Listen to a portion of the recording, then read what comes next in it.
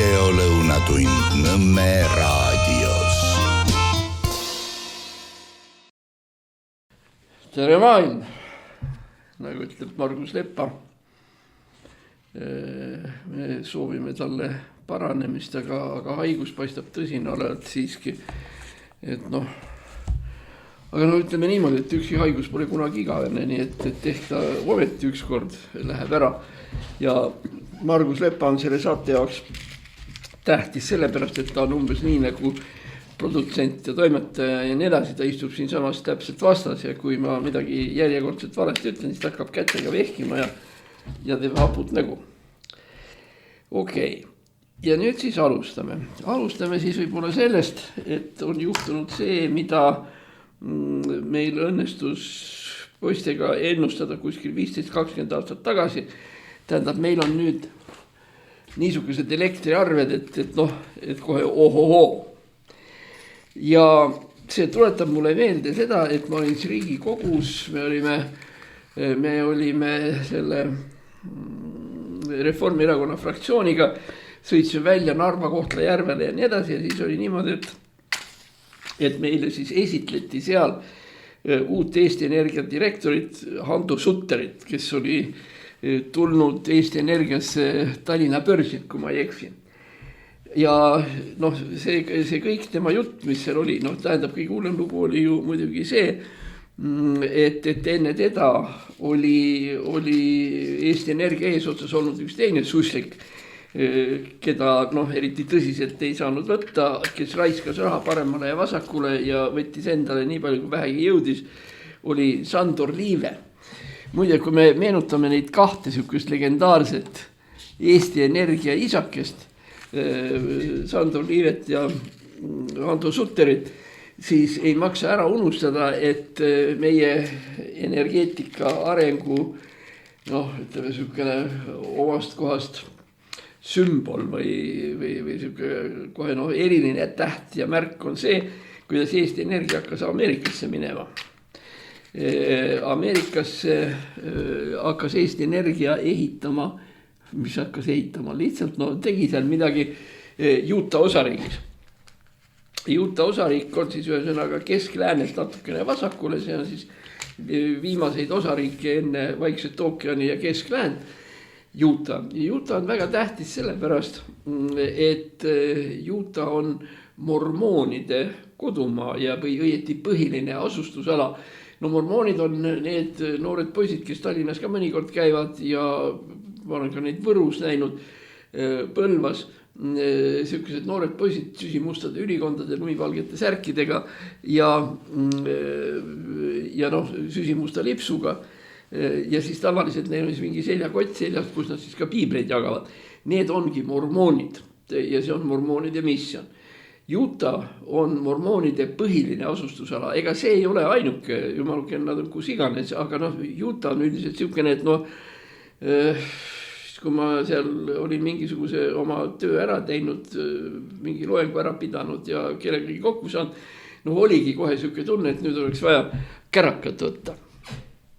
Ja selle käraka võtmisega oli see probleem, et esiteks üheski restoranis ega tinglikult öeldes saluunis mitte mingisugust alkoholi ei olnud. See on iseenesest väga huvitav, et kujuta ette nüüd, et Ameerika stiilis saluun seal, kus need väravad niimoodi käivad kahe poole nii edasi ja seal on kõik olemas välja arvatud, ühesõnaga sa lähed sinna õunamahla või ploominektarit jooma, Utah osariik. Ja ega siis nüüd ütleme Eesti mees, kui ta tahab midagi võtta, ega ta ilma ei jää. Otsida on vaja ja ma olin absoluutselt kindel Nõukogude kooliga, et kui on täielik kuiv seadus, et siis kuskil peab olema need inimesed, kes salaviina müüvad ja igasuguseid selliseid asju. Ei saa olla kuiva seadust, mida keegi kuskil nurga taga märjaks ei teeks. Nii nagu oli salaviina müüja Olimpkin Tartus, kes töötas Tartu sünnitusmaja majandusele juhatajana. Ja Nõukogude inimese loogika, viina ei ole üldse, see tähendab, kuskil on, aga sul peab lihtsalt mõistus pähe tulema, et kuidas sa selle üles leiad. Ei olnudki nii keeruline, läks väga lihtsalt selles mõttes, et kui sa vaatasid, et oli selline leebema ja lahkema olekuga vanemaealine inimene, kes jalutas seal mööda tänavat ja oli näha, et igal juhul, mis ma taga ei ütleks, ega ta mulle peksa ikka ei anna. Ja ma küsisin, kus? No ja siis selgus, et isegi täpselt selles samas majas, mille ütleme hostelis või ühiselamus, tähendab, kus ma elasin seal, selle maja õuepoolses uks, mis viis keldrisse, nii nagu need, seal oli täiesti legaalne ja ametlik alkoholipood. Ostsin mina oma veenikese seal ära ja oli kõik korras. Aga kahtlemata selline asi jätab sulle sellest Utah osariigis sügava mulje. Muide, need inimesed, kes praegu ju jälgivad ka, kes jälgivad praegu olümpiamänge, nemad kindlasti teavad kindlasti ühte kõige tähtsamat Utah osariigi linna või pealinna on Utah osariigi pealinna Salt Lake City, kus muide ka toimusid olümpiamängud. Ja mis ma hakkasin sellest praegu siin rääkima, tähendab, see on seotud sellega, et meil on elektriga olukord halvasti, aga elektriga on olukord halvasti sellepärast, et need igasugused Sandor Liivet ja kes iganes otsustasid, et me nüüd teeme Utah osariiki elektrijaama ja hakkame tootma elektrit ja sellest ilmselt pappi saama. Põhjus tegelikult, miks see idee pähe tuli, oli see, et keegi kurat oli neile selgeks teinud või öelnud või olid nad ise võib-olla kooli atlase pealt vaadanud, et Utah osariigis on küllaltki suured põlevkivi maardlad. Kusjuures see põlevkivi on nagu suhteliselt maa peal, ehk teda saab kaevandada lahtiselt, tähendab niimoodi, et suurte veoautodega tuuakse välja, nii nagu meil ka ju Narva küljal ja seal iganes seda on. Siis ehitame sinna ja seal, kust siis sealt hakkab alles elektrit tulema, mida müüa. Seal juhtus nüüd järgmine lugu. Ma pean viitama oma sõbrale ja kolleegile Andres Raidile, kes muide käis seal Utah osariigis seda asja kaemas. Ja tuli tagasi teadmisega, mida oli siuke ähmane aimdus, et midagi halba on, oli juba siinpool üleval. Tähendab, põlevkivi tootmine ja põlevkivist kütuse tootmine ja edasi nõuab palju vett, kusjuures just nimelt magedat vett, tähendab millega siis, nüüd ma ei ole kindel, kas see eestikeelne sõna on utmine, aga väga võimalik, et ühe sõnaga tegelikult ütleb, võtame lihtsalt, pestakse läbi. Nii nagu inimene saunas sigisest peast läheb duši alla. Nii pestakse läbi ja siis pärast seda siis seal on see kuivamisprotsess ja mis iganes ja siis see lükatakse ahju ja elekter tuleb. Ja seal on niimoodi, et selle koha kõrval, just selle maatüki kõrval, mille Eesti Energia endale ostis, see oli ka paras suur pirakas järv, kusjuures väga sellise toreda sellise magevee konsistentsiga ja puhas ja mis iganes, nii et klapib jällegi nagu muinasjutt. Aga kõike seda kuni tänase päevani seal ei ole. Sest seal selgus üks uus täiendav asjaolu, mida siis rahvakunstnikud EPT-st ja kolhoosnikud, külakolhoosnikud Eesti Energiast ei arvestanud. Asi on selles, et see, kus see järvekene, seal on järvekene, see on ikka pirakas järv, see on ikka siukene teist kallast jälle näha umbes nagu Peipsis. See teine asi on see, et see järve pinna suurus nagu ei ole tegelikult nii tähtis, kui ta piisavalt sügav ei ole, aga igal juhul tähendab, tegemist on sellise piraka asjaga. Ja selgus, et see järv asub Indiaani reservaadi peal. Eks ole, meil on ju tavaline see arusaam, et reservaat, et see on okastraatidega piiratud ja vaesed indiaanlased, keda kiusatakse nii ja naa ja nii edasi, et küll see paha on. Tegelikult on indiaanlastega lugu täna eriti on täpselt vastupidi.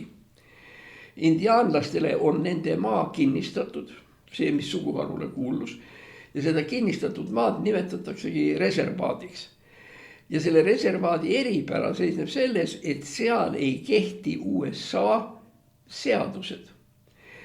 Tähendab igasugused need föderaalseadused, mis Washingtonist tulevad, no rääkimata juba kohalikust osariigi nendest seadustest, mis on Utah osariigis, need seadused ei kehti. Ja see oleneb sellest, millise seaduse indiaanlased omaks võtavad ja millist nad ei võta. No üks klassikaline case, mida tehakse indiaani reservaatides üle kogu Ameerika, on see, on kohutav alkoholimüük, prostitutsioon, litsid ja mängupõrgud. Kõik võimalikud kasiinod ja värgid ja nii edasi. Ka nendes osariigi osades, kus mujal on see keelatud. Kui selles samas Utah osariigis on, ma ju rääkisin, kui raske oli viina saada. Nii raske, et see on mul tänase päevani meeles, kuigi ajast on üle 25 aasta möödas tollest otsimisest ja keldrist ostmisest ja nii edasi. Aga ei ole, eks ole, alkoholi ei liigu. Indiaanlastel on aga õigus müüa alkoholi nii palju, kui nad tahavad. Sellepärast, et nad ei allu Utah osariigi seaduse. Utah osariig piirab joomist, aga selle peale indiaanlased ütlevad, aga kallid seltsimehed, tulge meie juures, saate seda teist ja kolmandat. Ja indiaani reservaadis, ma olen küll käinud ühes teises, mis on Atlantic City juures, reservaadis viinapood on ikkagi umbes midagi samasugust kui ma ei kujuta ette, nagu meil Alkos või kus iganes, kus on ikkagi niimoodi, et sul on 500 meetrit riiulit ja seal on kärakat nii palju ja kui sa tahad ja mida iganes. No nüüd te võite arvata, millised olid indiaanlaste suhted Utah osariigiga. Utah osariig, mormoonid keelavad viina ära, aga indiaanlastel on viina müümine ainus põhiline sissetulek. Või kõige olulisem sissetulek. Muide, ma ütlesin ainus, ma parandan selle kohe ära, võib-olla mul läheb pärast meelest ära ja me ei hakka sellest rääkima. Indiaanlased, eriti näiteks Oklahomas ja seal kandis, on muidugi enamuses päraturikkad. Sellepärast, et reservaadis on leida naftat. Ja kui nüüd, ma ei kujuta ette isegi praegu, kui palju Ameerika Ühendriigid indiaanlaste, kes naftat ostavad. No seal on veel neil teisi eeliseid, näiteks indiaanlased võivad tulla praktiliselt kõikidesse ülikoolidesse ilma õppemaksuta. Kõik Harvard, Princeton, Yale, nii edasi, kus ühe õppeaasta hind võib olla üles kuni $50,000, nii edasi, indiaanlane lööb oma indiaani passi lauda ja palun, on üliõpilane, ilma eksamiteta ja kohe saa. Nii et tegelikult ameeriklased on nagu see, mis rääkisivad sellised valged ja tuli siis valge mees rajas siin raudse tee. Ja kuidas kõik need pahad asjad kõik olid, tähendab täpselt samal määral, nagu ollakse mingil määral südametunnistus piinab või see neegrite suhtes veel rohkem piinab see indiaanlaste suhtes, sest ega nendel on ju ka omad kõvad argumendid selle kohta, mida valge mees nende maadel on teinud ja nii edasi. Okei. Niisiis, meil on Eesti Energia, meil on Utah, meil on järv, et nüüd varsti võiks nagu hakata midagi kaevama või et lükkaks asja käima. Elekter peab tulema ja raha tuleb ja mis iganes ja nii edasi. Aga tutkit ei saa.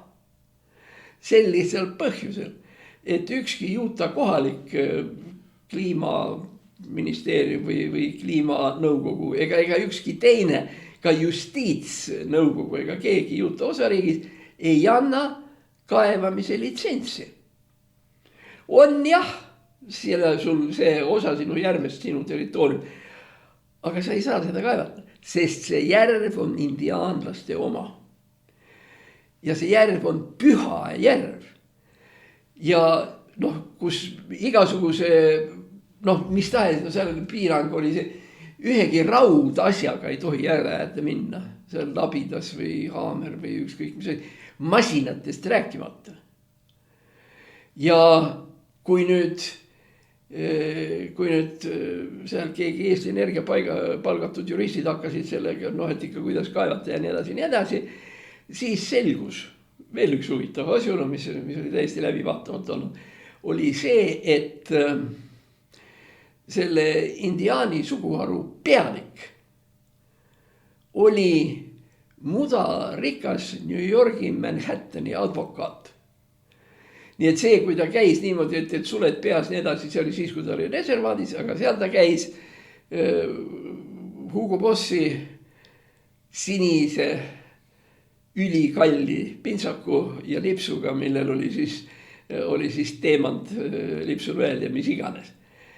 Ja kui nüüd tekkis see küsimus ja keegi käis küsimus, et aga et järsku me saame teiega kaubale, nii et ühesõnaga see oli siis püha järv, et seal ei tohi midagi teha. Ja siis nii palju ja see näitab muidugi indiaani juristi ikkagi üli kõvat kvalifikatsiooni, kui ta tegi seal selgeks, et see meie järv on meie jaoks see sama, mis on teie jaoks Tara tammik. Ja te ei lähe ju puid lõikama Tara tammikusse, nii ei lähe ka meie järve äärde ja nii edasi. Ja kui siis vist keegi jäi seal kõhklema, et järsku saame ikka kuidagi kaubale ja nii edasi, siis jurist korra ütles nagu karmimalt, kui ta muidu oli rääkinud heatahtlikult, et veel üks kord lähete sinna järve äärde midagi suskima, siis järgmisena te saate kurare otsaga noola persse, ilma et me küsiksime. Ja nii oligi. See lugu on suuresti tegelikult, Andres Radil on seal teised asjad, see juristi lugu oli, miks ma seda tean, sellepärast, et üks minu kolleeg, jurist oli seal see meie mõistes kaubandustööstuskoja esimees, nagu Toomas Luman seal või see.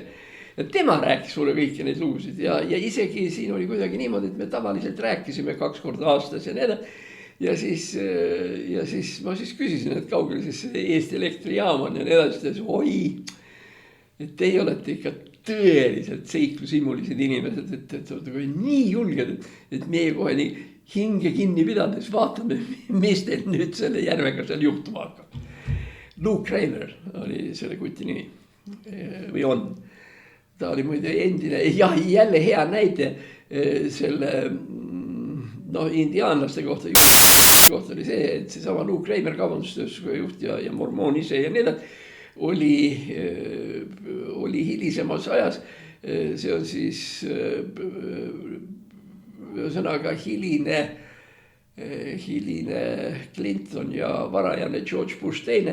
Ta oli ühesõnaga USA kaubandusminister. Jällegi väga siukene mormoonlik koht. Muide üks asi veel mormoonide kohta on see, et mormoonid, et siin nad käivad ja jagavad piibleid ja nii edasi, kui te lähete sinna Utah'sse, siis te näete, et mormoonid on kõige sõjakam rahvas ja rahvus USA's üldse.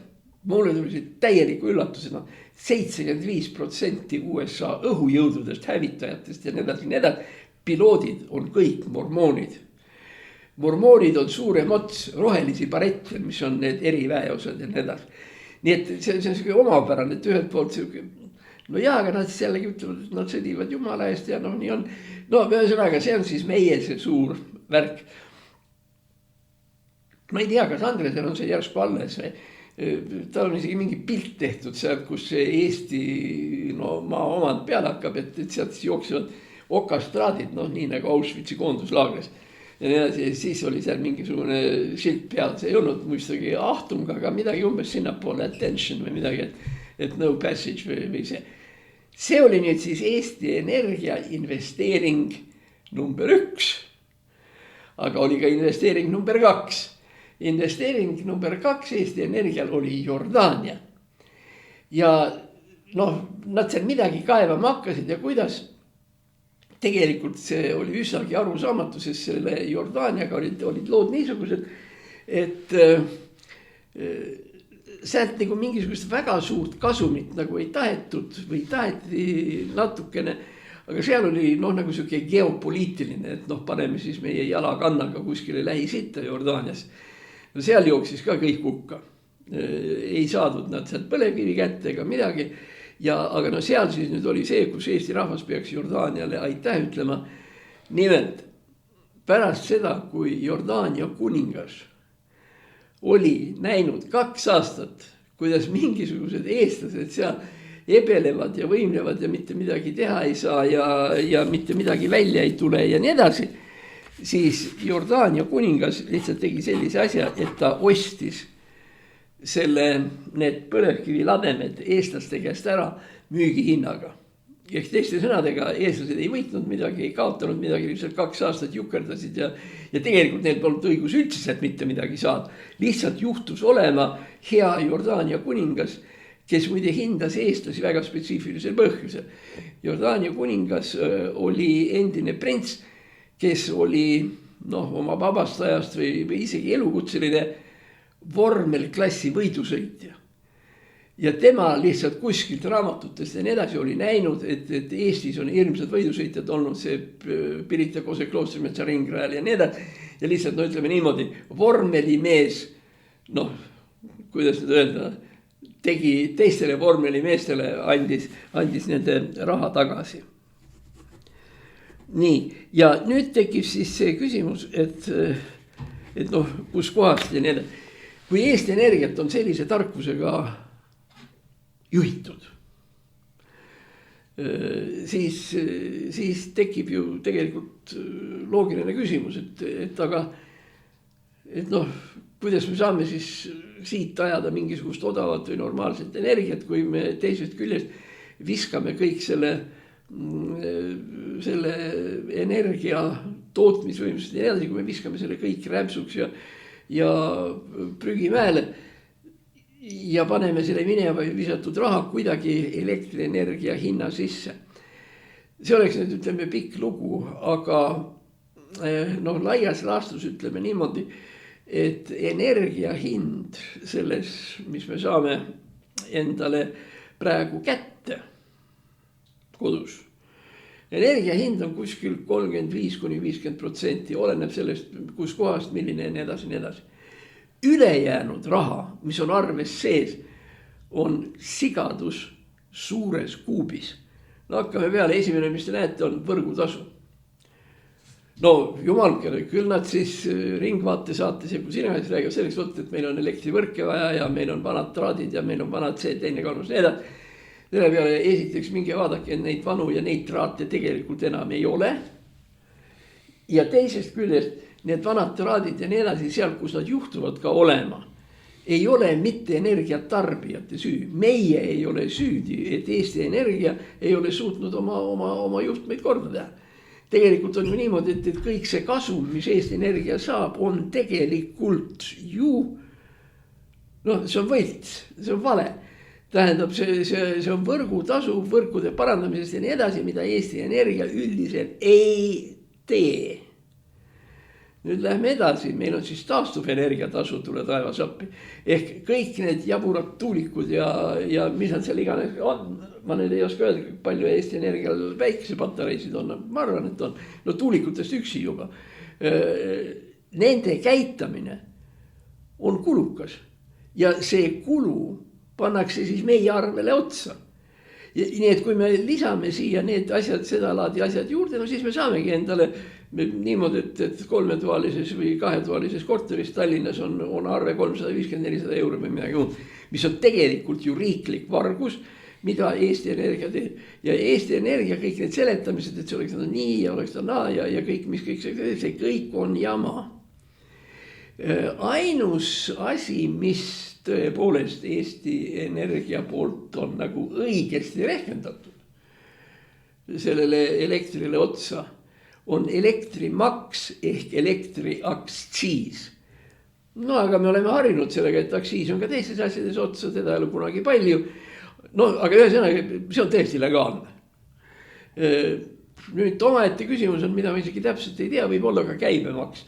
Aga tähendab, need on need maksud, mis on meie jaoks tavalised, milledega me oleme leppinud ja võib-olla, susiks seda tead, on siis on, ütleme siis niimoodi.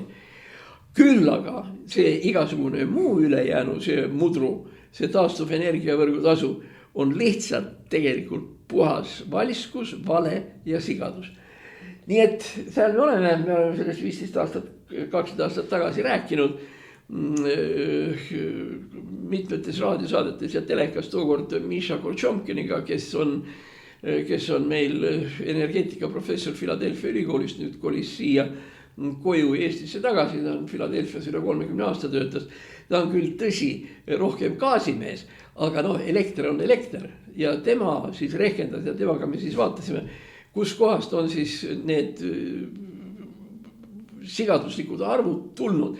Aga me tegime seda paar aastat tagasi. Egas keegi ei tulnud selle peale, et paar aastat hiljem, nüüd aastal 2026 hakkavad toimima jubedad asjad, nagu nad praegu toimivad. Nii. Muide, siin on üks emiraatide prints muide. Võt kui me räägime, oi, aga meil hakkavad nüüd energiavarud kuskilt otsa saama või jälle raske on kaevata ja nii edasi. Üks Araabia Ühendemiraatide prints on öelnud suurepärase lause. Kiviaeg ei lõppenud ära sellepärast, et kivid said otsa. Ehk teiste sõnadega, see, mis veel praegu nüüd natukene muutub, võib-olla tõesti tootmistehnoloogiliselt põlevkiviga ja nii edasi, see ei seleta ega õigusta neid praeguseid elektrihindu mitte kuidagi. Aga kuna me rääkisime siin Utah osariigist ja nendest asjadest, Utah osariik, ma ütlesin, et nad ei ole ägedad, on et sõjaväelased ja mis iganes. Utah rahvas on üldiselt ka kõva sporditegija. Nad on see ülikool on see, kus tulevad suuresti Ameerika ujumistšempionid ja Ameerika jalgpallimängijad ja nii edasi. Ega see Salt Lake City sinna siis ilma asjata ei pääsenud olümpiat läbi viimaks ja nii edasi. Me rääkisime alkoholist. Ja nüüd ma tahaks rääkida alkoholist veel natukene, aga tähendab enne seda, kui me hakkame edasi rääkima, siis ma tahaks igaks juhul rõhutada ühte momenti. Paljudele inimestele, ma ei tea, kas enamusele, aga noh, pigem paljudele inimestele on alkohol kahjulik. Ja seega, kui me räägime, kuidas alkohol toimib ja nii edasi, siis iga inimene peab enda pealt vaatama, kas tal on alkoholi kalduvused või ei ole. Noh, enamus inimesi Eestis ja nii edasi, noh, me joome normaalselt. Noh, ikka, eks ole, pool pudelikest või pudelike õhtu jooksul ja mis sellest nii väga ja nii edasi. Aga ma hoiatan igaks juhuks, alkohol võib olla kahjulik.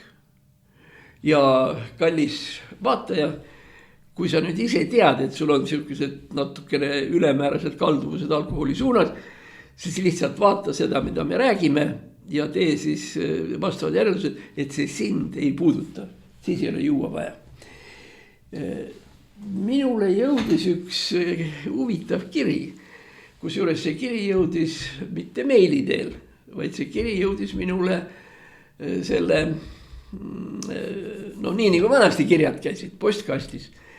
Ja põhiteema, mis seda huvitas, on see, et viimasel ajal on tekkinud uusi alkohoolseid jooke, nagu näiteks see Aperol ja mis kõige täht, on ilmunud väga šampuse moodi välja nägev jook, mille nimi on Prosecco.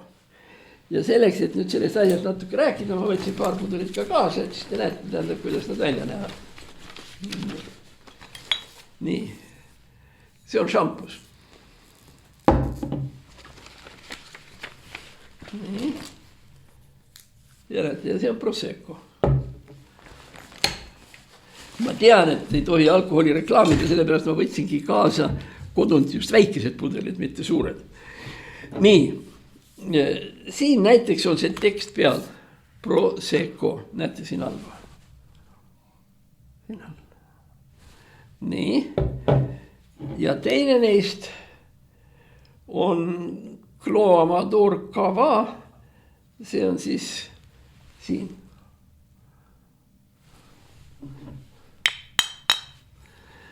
Nii, nüüd on siis loogiline küsimus, kuna kirjadel küsiti, ju siis vaevab see rohkemaid inimesi, et mis on nende kõige suurem ja kõige olulisem erinevus. Nii, alustame šampanjast. Kõigepealt on hinna erinevus. Šampanja on natuke kallim kui see. Hakkame siis siit peale šampanja. Šampanja esimene tingimus on see, et šampanjat valmistatakse Prantsusmaal ühes provintsis, Champagne'i provintsis ja ainult seal. Igasugused muud tegelased, kes kasutavad šampanja nimed, teevad seda üldiselt mitte legaalselt, ebalegaalselt. Ja tegelikult ja meilgi, eks ole, on seda tegelikult annab otsida. Ega meilgi on ta nimi šampanja päritolu vahuvein. Aga siis on see šampanja seal ikka põhimõtteliselt sees. Ja seda veini ei tohi müüa ilma šampanjale viitamata. Sellega on asi klaar, eks ole. Nii, Prosecco. Proseccot tehakse Itaalias. Ja on olemas ka Prosecco, siuke maakoht ja nii edasi.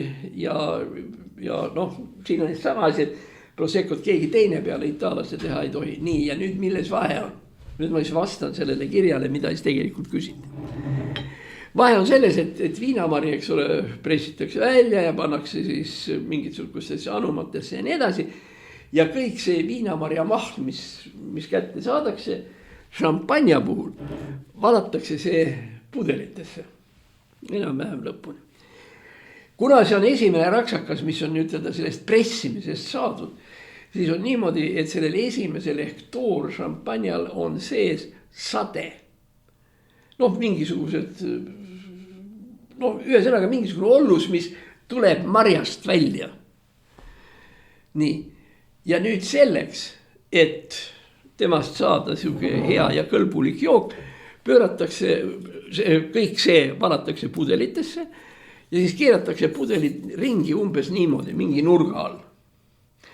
Selle eesmärk on see, et sade tuleks välja siia selle kaela juurde, pärast tehakse see siit lahti, alumine fraktsioon sademega võetakse välja, pudel keeratakse õiget pidi, kork peale ja läks.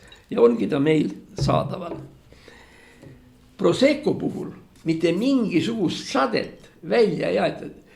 Kui šampanjat pannakse pudelitesse, siis Proseccot pannakse suurtesse, mis ma oskan öelda, ikka väga suurtesse sellistesse tina või vase või mingisuguse muu metallinõudesse, kes on Eestis käinud minu pärast Sakus või siis Tartus õlletehases ja nii edasi vaadanud. Ja seal, kus on need suured õlle, need anumad või seal, siis ütleme, mulle tundub, nagu mulle siuke mulje jäi, oli see, et see Prosecco aam on ütleme 3-4 korda veel suurem.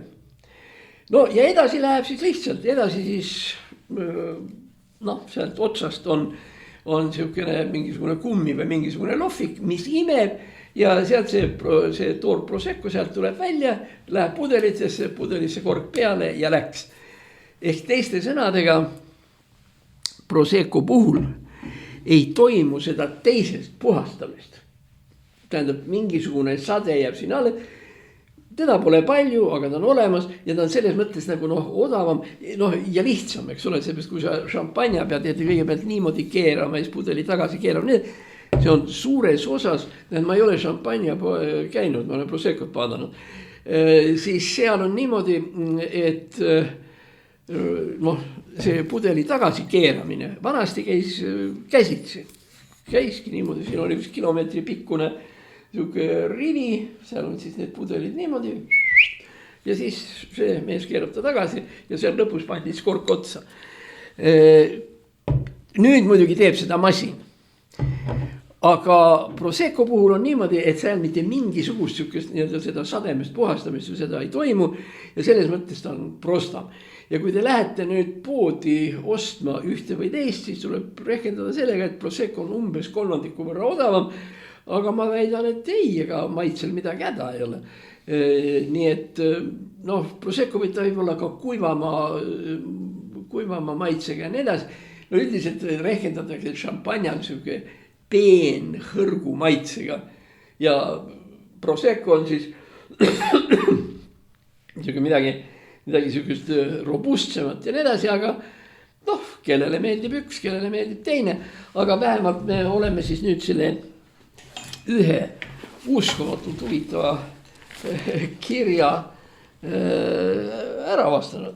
Vot nii need veinikesed käivad.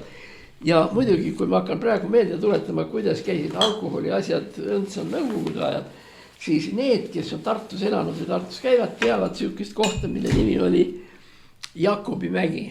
Ehk tähendab, oli Kingissepa mägi, tähendab nüüd on Jakobi mägi.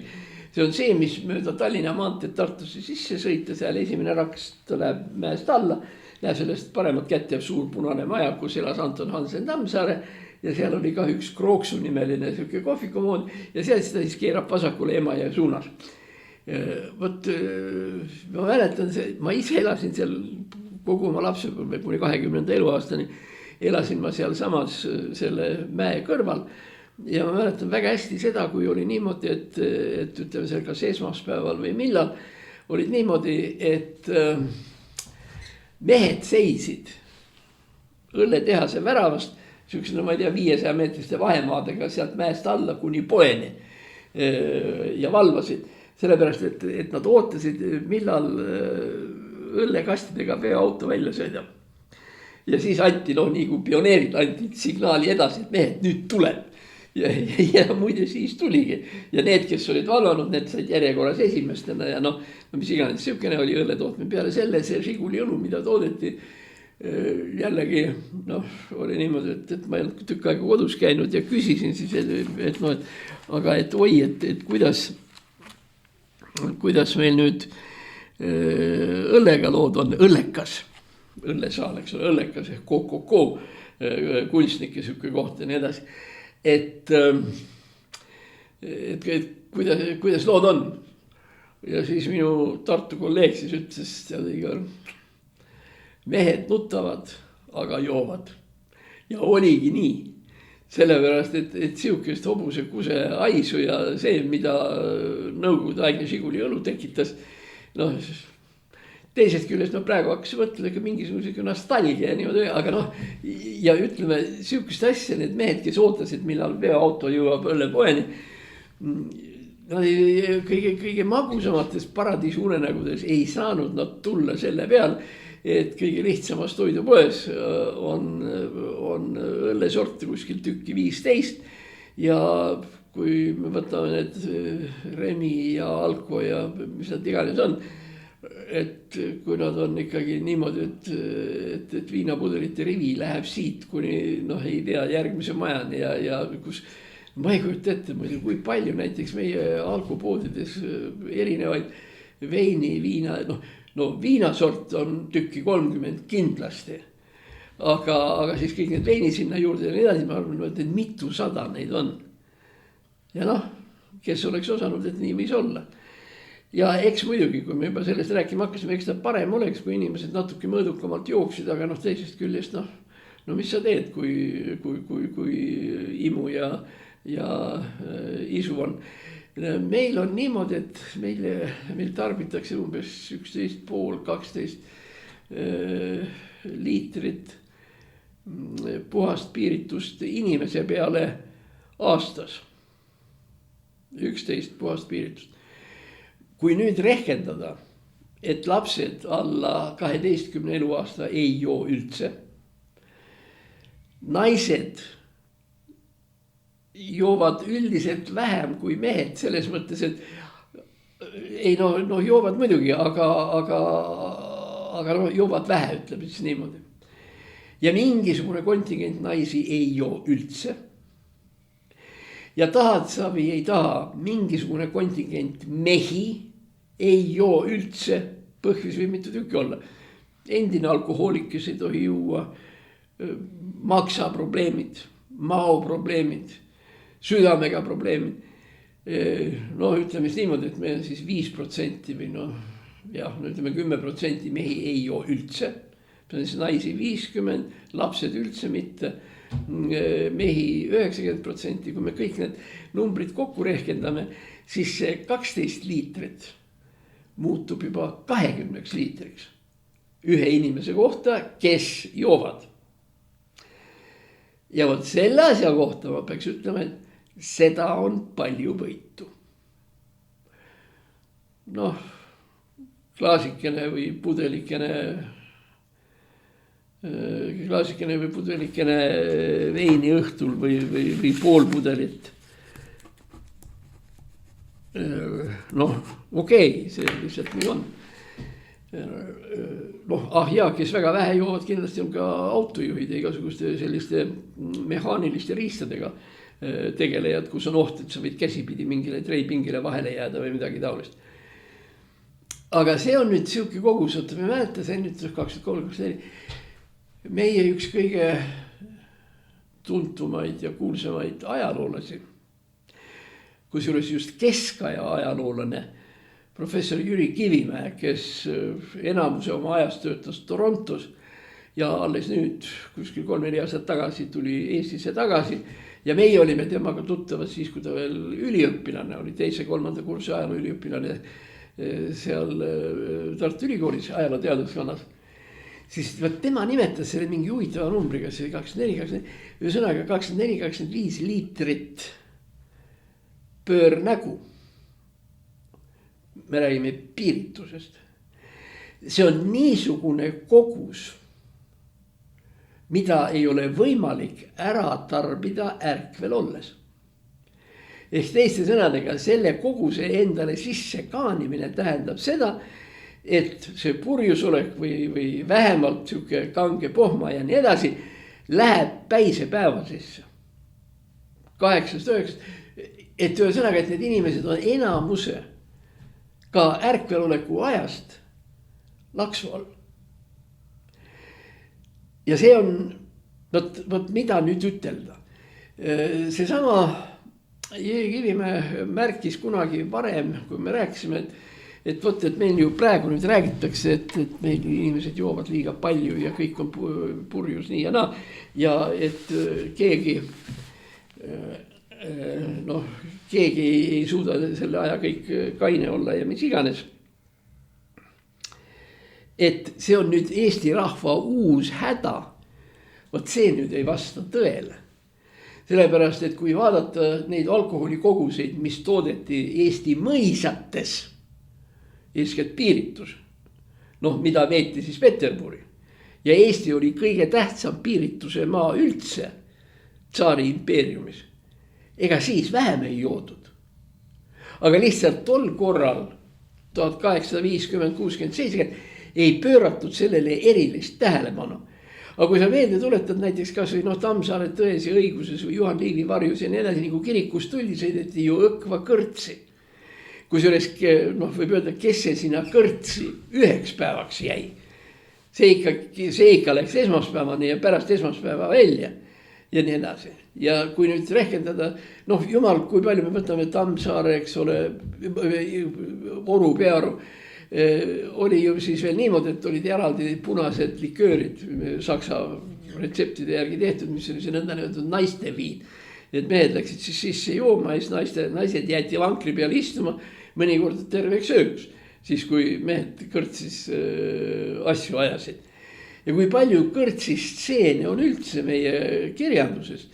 Seesamagi, eks ole, kui Oru Pearu tuleb välja sakste tagakambris kõrtsis ja tal on iga varba vahel sees 10 kroonine. Või siis, kui nad joovad Andresega võidu. Või Ernesaksa ooperis Tormide rand, üks kõige muusikaliselt, üks kõige tähtsamaid kohti, seal ja kõige ilusam ja kõige toredam muusika on, kus kohad on kõrtsistseen. Ja see ei ole ju ka mitte ainult meil, Itaalia, Traviata, esimene siuke koorilaul, kuskil 5 minuti pärast algust on, mis asi, on joogilaul.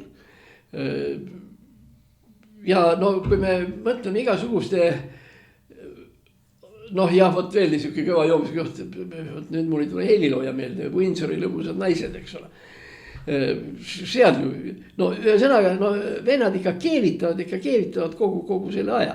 Nii et ühesõnaga ütleme niimoodi, et alkohol võib olla paha ja teaga tuleb, mingil määral peab ta ka ettevaatlik järsku olema, aga ega ta siis nüüd nii kaht käest ära ei ole läinud, nagu me praegu räägime ja mõeldes keskaja ajaloo spetsialisti peale, eks tol oli ju siis ikkagi joodi ju ka.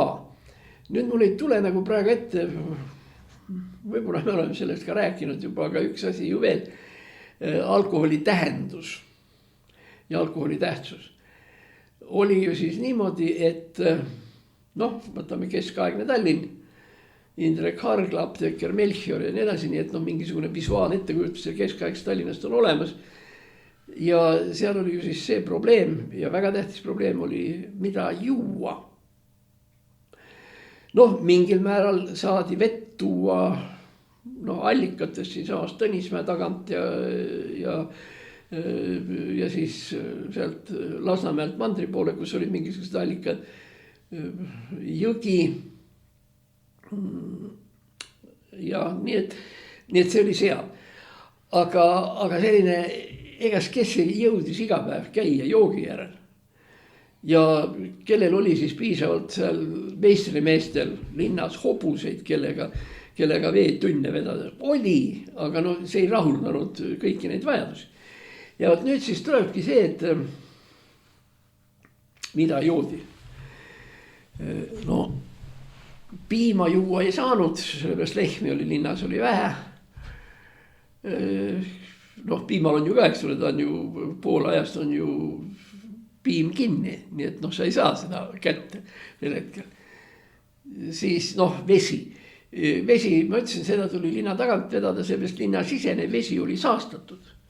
Mõtleme selle peale, et need vesi jooksis mööda Tallinna linna ääri, mööda kraave ja nii edasi ja sinna sisse ju sülitati ja situti ja mida iganes. Ja loomad käisid seal igasuguseid oma vajadusi rahuldamas ja mis iganes. Nii et mida juua oli probleem. Ja selle probleemi lahendas munitsipaliteet juba 14. sajandil veidi varem. Lahendas sellega, et põhiliseks joogiartikliks või joogiks, joomise joogiks oli õlu. Õlu kääritati kuskil kõvemaks kui tänapäeval, näiteks tänapäeval kõik need meie Sakud ja Allekokid ja teised, mis on ju kõik kuskil 4,5 ja 5,2 kraadi vahepeal. Muide isegi see kuulus Guinness, mis on nii must kui tökad ja muide maitseb maru halvasti, on isegi seal on kuidagi seal kuskil 6-7 kraadi ja nii edasi. Nii et see oli siuke keskaegne. Muidugi, ega õllest joodi ennast täis ka, mis me tollest räägime. Kui me mõtleme Margus Friedentali romaanile Mesilased, kus ju ka üliõpilased käisid ühest kõrtsist teise, siis üldiselt joodi õlut ja joodi nii, et käsi maas. Aga põhiliselt oli siiski õlu siuke joogiobjekt. Ja õlut oli erinevat sorti. Õlut anti juua ka lastele, sest kustki nemadki saavad. Ja siis see laste õlu oli 3 kraadi kõige rohkem. Ja siis siuke lahja niisama joomisel oli 5-6 kraadi. Nii et õlu oli see põhiline joogiartikkel, mis tolleaegses kesklinnas olla sai. Nii et nii on lood. Miks pärast just õlu? Kas läänes oli ka samamoodi? Võt ei olnud. Sellepärast, et me ju praegugi räägime, eks ole, et meie oleme õllekultuuri rahvas, me oleme õllejoojad, rootslased ja norralased ja eestlased ja lätlased ja Leedus juba nii ja naa ja Poolas juba hoopis teistmoodi. Me oleme see õlle territoorium või õlle areaal. Sealt edasi tulevad veinid. Ja see, et ütleme seal samas see samunegi tavaline inimene söögi kõrvale joob suurema klaasi veini või see normaalne ja loogiline, sellepärast, et see on see traditsioon, mis on 1000 või isegi rohkem aastaid vana ja nemad ongi see veinikultuur.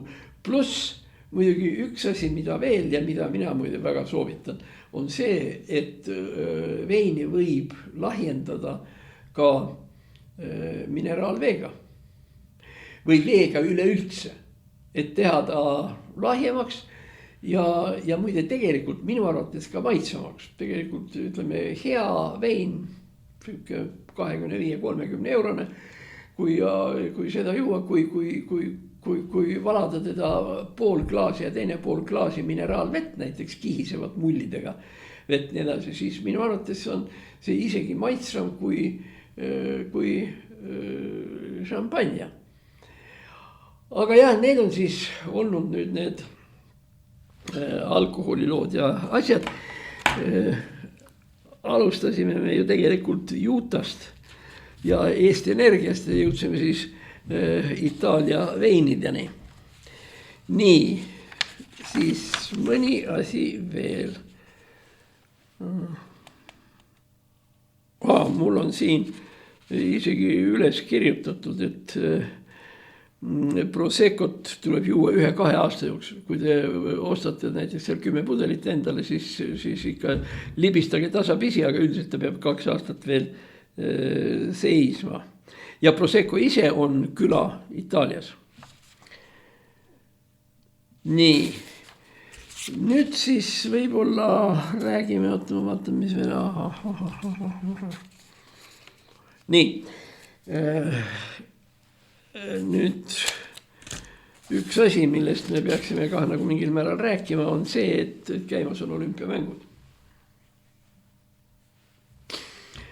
Õnneks on nii, et küünla olümpiamängudest saame me rääkida väga lühidalt, väga efektiivselt ja väga kohe. Nimelt, tänase seisuga ei ole eestlastel ühtegi medalit ja ma väidan, et neid ka ei tule. Kuidas on osatud meie sportlaste ettevalmistus nii pekki keerata? No ausalt öeldes selle peale ikkagi ei tule. Ma lihtsalt kirjutasin mõned sellised numbrid üles, mitte et nad midagi väärt on. Nii, naiste kvalifikatsioon, Mariel Pulles 40, Teesi Tuul 54, Delora Ojaste 56. Meeste klassika eelsõit, Eesti sprinter Martin Himma tuiskas finišisse 44. Kristen Demjuga lendas pärale 59. Kurling, ma ei saa aru, mis kuradi sport see on, aga no võt on. 10 võistkonnast saavutas Eesti meeskond 10. koha. Noh, Kersti Kaljulaid, mis sa oled siin meie treeningutsüklite ja tsüklite asjadega teinud, et see olukord niisugune on. Mul on selline tunne, et mul on ainus, kelle peale ma veel natukene loodan, aga ma kardan, et see võib ka hukka minna, on Niina Petrõkina naisiluuisutaja, Euroopa meister. Aga, ja tähendab, peaks ju ikka tulema ja nii edasi. Aga siin on probleem selles, et olümpiamängudel võistlevad peale kõigi, võistlevad veel ka jaapanlased ja ameeriklased. Võt nüüd ma ei ole tähele pannud, kas nemad tulevad nüüd siia meile mängudele mängima või mitte, on ka austraallased. Ja kui mõelda selle peale, kui kõvad iluuisutajad on jaapanlased, ootamatult, et viimase 10-15 aasta jooksul on tõusnud meeletult, siis ma kardan, et ka meie Irinal ei pruugi see asi väga hästi minna. Aga muidugi üks eelis tal muidugi kõigi teiste meie sportlaste ees on. Ta on väga tubli treenija, ta on väga hea treener, ta teeb väga tublit tööd ja see, kuidas ta võitis Euroopa, oli lihtsalt imestamisväärne. Nii et ma ei tea, eks siin siis varsti ole näha, aga mul on selline tunne, et kui üldse, siis tema. Ja kui ma rääkisin muide siin meeste klassika suusatamisest ja nii edasi, kas ma pean siis nüüd kõigile meelde tuletama, et kunagi oli see meie trumpala, Jaak Mae, Andrus Veerpalu, eks ole, siin olid nüüd need dopingujamad, aga põhimõtteliselt Andrus Veerpalu, Kristiina Šmigun. Ja see oli Eesti trumpala, täpselt nii nagu oli ka mootorratta võidusõit kunagi meie trumpala. Ja meie hea ala oli ka 10 võistlus, olime ikkagi esimese 10 hulgas, mis iganes. Ja nüüd me siis oleme jõudnud nii kaugele. Ja kui nüüd Kersti Kaljulaid endale mingeid järeldusi sellest ei tee, no siis võib öelda niimoodi, et siis ongi meil kõik asjad hukas ja hukka läinud. Nii. Muide, ega siin on ju ka kihvt, et see kurikuulus Eesti Televisioon on vist nähtavasti ära jaganud, et sellest asjast mitte midagi ei tule. Ja siis näitab Susi teab mida õhtuti telekas kella 7-9, jättes näitamata Eesti iluuisutaja. Nii et ma siis ütlen teistele vaatajatele edasi, et ärge arvake, et te õhtul saate olümpiamänge vaadata. Te saate vaadata olümpiamänge ainult ühel juhul, siis kui te peate meeles, kust seda vaadata. Olümpiamänge saab Eestis vaadata Eurosport kanalis. Sealt me saame kõik oma need pildid ja asjad ja kõik asjad kätte. Eesti Televisioon ei näita mitte midagi. Nii. No siis võib-olla paar sõna veel nüüd ütleme natukene ka venelastest.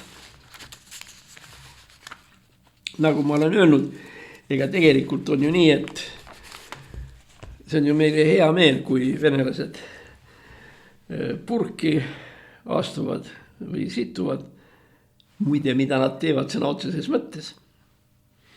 Enamikus Vene tsiviliseeritud paikades või asustatud paikades käibki sittumine ämbrisse. Muuseas, tasub vaadata. Kui mitte kuskilt muud, National Geographic näitab neid asju ja nii edasi. Nii.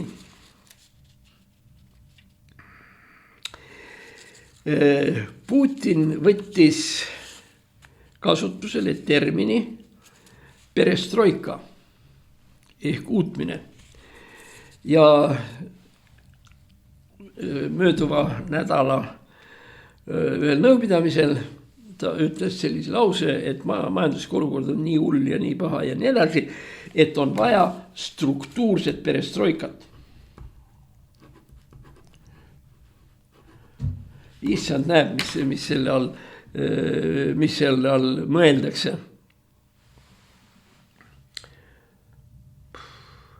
No ma võin mingil määral oletada, et tootmisvõimsused orienteeritakse ümber mingisuguste sihukeste asjade tootmisele, millest reaalselt on puudus ja mida importida ei saa. Kõige lihtsam näide võib olla masinaehitus näiteks. Masinaehitus. Venemaal on väga suur probleem lennukite tagavaraosadega.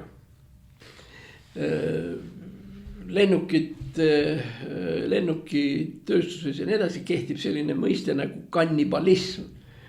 Kannibalid on inimsööjad, aga kannibalism lennunduses tähendab seda, et võetakse kaks lennukit, võetakse sealt osad küljest ära ja pannakse kolmandale külge. Ehk teiste sõnadega, iga lennuk, mis lendab, selle taga on 2 lennukit, mis on kuskil maas ja maha jäänud. Ühesõnaga kõik need asjad, kus lennukitööstus ei ole, masinaehitustööstus ei ole, seda ei ole, on vaja, nagu Putin ütleb, struktuurne perestroika. See on siis investeerimisvahendite, haridusvahendite ja nii edasi. Ümber häälestamine mingi peale, mis oleks nagu vajalik. Putin on isegi nagu kergelt hakanud kahtlema, et kas see nüüd on õige, et 70% kõigist tootmisvõimsustest Venemaal läheb sõjalistööstusliku kompleksi sisse. Sest vaat riski business on, sa võid panna sinna sisse miljardid või õieti rublades rehkendades triljonid. Aga kui sul on ainult ikkagi, kui sa saad toota ainult selliseid suurtükke, selliseid tanke, selliseid droone ja kõik, ega see siis ei rahulda ju ka sõjaväe vajadusi ja asju.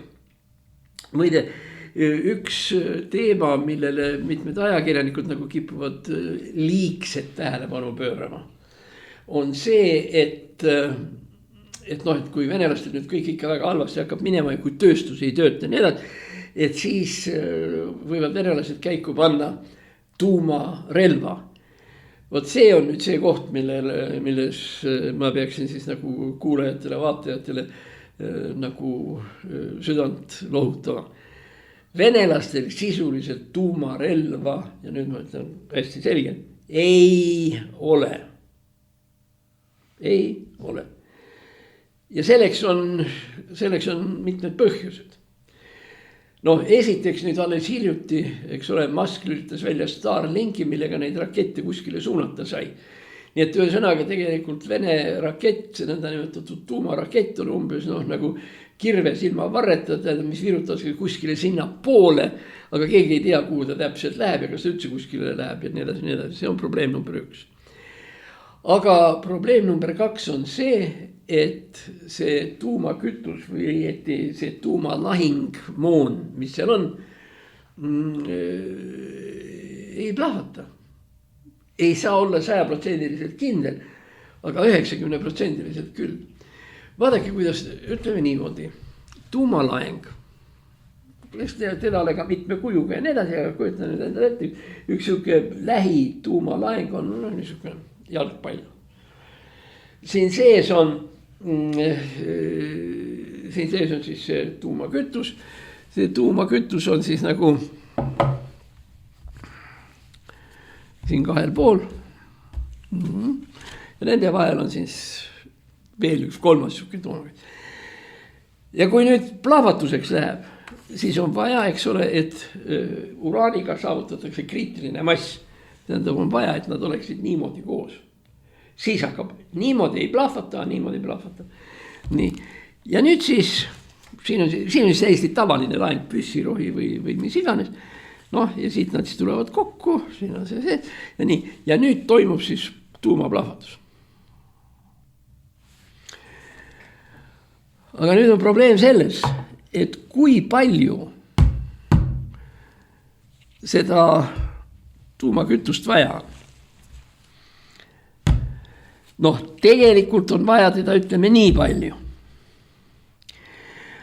Aga selleks, et me kulutaksime seda tuumakütust vähem ja saaksime teha rohkem rakette, siis me võtame selle laengu siit ära ja paneme siia selle väiksema.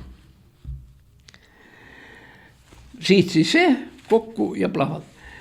Selleks, et see väiksem nüüd tööle hakkaks, on vajalik üks väike lisatingimus. Nimelt, selleks, et see väike kogus uraani hakkaks plahvatama, peab tal ümberringi olema vastav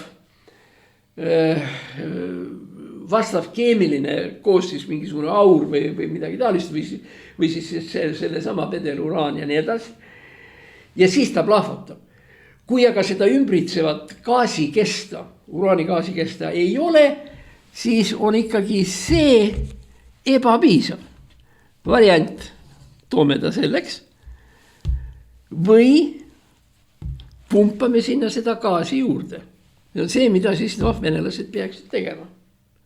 Rakett seisab, gaas on ära läinud. Miks gaas on ära läinud? Sest kui rakett seisab 20-30 aastat, siis paratamatult igas metalli asjas ja neile tekivad praod. Ja sinna on need praod tekkinud. Või mingisugune tihend läheb, ma ei kujuta ette, mingi tihend, kummitihend või mis asi läheb läbi. Ühesõnaga see aurub ära. Tähendab, ta läheb minema. Aga see on see aur, mille keskkonnas tuumaplahvatus toimub. No, kui me tuleme nüüd tagasi meie tänase olulise teema juurde, eks ole, see šampus ja nii edasi, siis kui te hoiate seda šampust, ütleme 10, 50, 20 aastat, siis ühel hetkel isegi väga hästi kinni pandud šampus hakkab, tasapisi hakkab sealt luft läbi tulema. Ja nüüd ongi siis venelaste probleem selles, et viimane maintenance ehk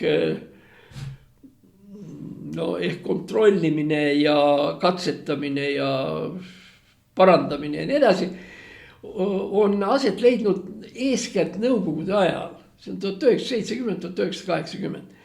Niisiis 45 aastat ei ole keegi ühtegi raketti seal korralikult. Paar tükki on olnud, tuumakatsetused on olnud. Siis küll ja siis tehti ka. Aga tavaline see tuumaarsenal.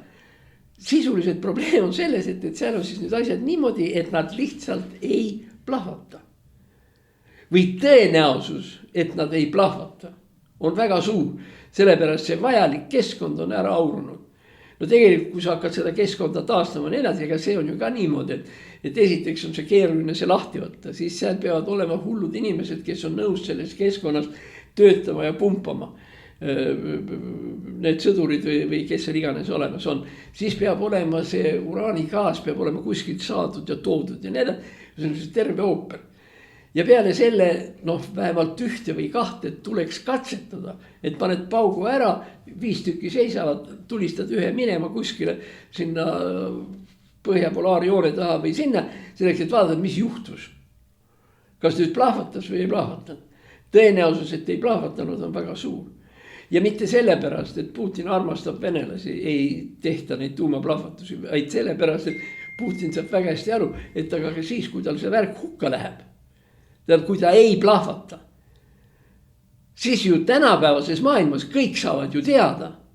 Ameeriklased saavad teada. Prantslased, inglased, kõik saavad teada, et see ei tööta. Ja palju siis Putini ähvardustest alles jääb. Nii et see risk pauk panna ja see kõik läheb aia taha on nii suur, et Putin poliitilise prestiiži mõttes ei ole valmis sellega riskima. Ja kolmas moment. Seda on muidugi mitmed inimesed ka muidu tähele pannud, et Putin hirmsasti kardab surma. Kõik need tema vigurid, kuidas ta hoiab inimestest eemale, siis see tema kurikuulus hästi pikk laud oli koroona ajal ja nii edasi. Ja kui vaadata, kuidas ta käib selle kuulikindla vestiga, mis on tal seljas isegi punase väljaku paraadide ajal, Putin kardab surma jubedal kombel. Ja siit järeldub, et selline variant, et ta ise saab endale tuumapurraka, ei klapi Putinile mitte ühegi kandi peal. Sest nii kui ta tuumanupu peale vajutab, nii on ta ise 5 minuti pärast surnud. Sest see tuumavastus, mis tuleb siis USA allveelaevadelt, Prantsusmaalt, Inglismaalt ja nii edasi, on niivõrd kindel ja niivõrd kõva, et inimene, kes tahaks nagu natukene elada või nii edasi, seda mitte mingil juhul ei teeks.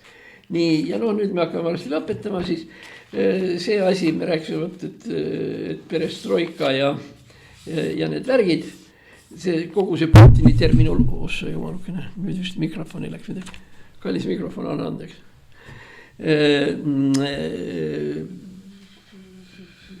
Seda struktuurset perestroikat ja nii edasi, mida ta tahab järgida. Nüüd tema ja Gorbatšovi erinevus seiseb selles, et Putini perestroika käib kuni aastani 2030. See on siis 5 aastat. 2026 kuni 2030. Üks endine Putini peaminister Mihhail Kasjanov, kes on suhtunud Eestis alati väga hästi ja käis siin külas ja teda võttis vastu Kristiina Ojuland ja nii edasi. Seesama Mihhail Kasjanov on öelnud, et Vene majanduses käriseb vundament, aga nad lapivad katust. Seda perestroikat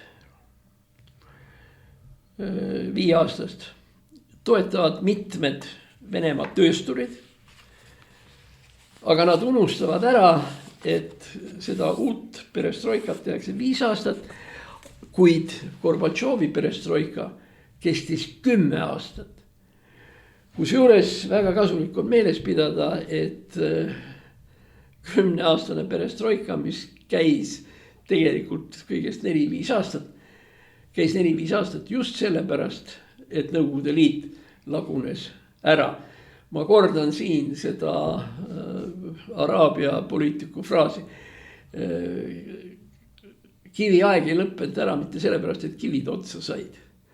Ja Vene majandus käib põhja mitte sellepärast, et neil midagi on struktuurselt valesti, vaid sellepärast, et nad ei investeeri mitte millessegi normaalsesse ja neil on kaelas 70% ulatuses sõda, mis võtab rohkem ressursse, energiat ja nii edasi. Nii, nüüd on siis jõudnud järg nii kaugele, kus me peame tänama meie toetajaid ja me paluksime saata linke meile ja me siis palume teie käest, et kõigepealt like, kommentaar ja share. Jäi meelde. Like, kommentaar, share. Korras. Aitäh vaatamast, aitäh toetamast. Elu läheb edasi. Praegu ma hakkasin mõtlema, et talv hakkab otsa lõppema. Kuule juba isegi nagu natuke kahju on, ega päris tore oli. Või mis? Loodame, et Marguse tervis ikkagi ükskord tuleb ka tagasi. Kõik head teile.